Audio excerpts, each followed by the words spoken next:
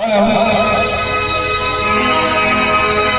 हेमकांत भैया जी, आपने मेरे लिए भी आपके लिए दो लाइन कुछ गा रहा हूं। जब आप दिल्ली से छोड़ करके आए इधर तो हमें भी बहुत याद आए आप की सरकार, कहिए ना। हाँ,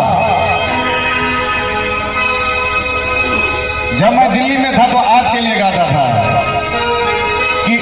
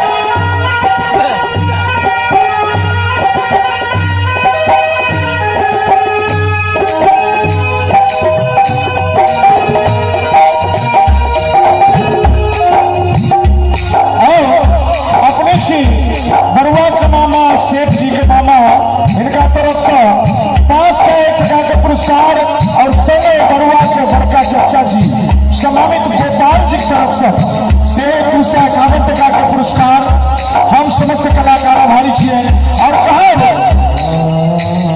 कि याद तेरी जिंदगी की साज बनकर रह गई, याद तेरी जिंदगी की साज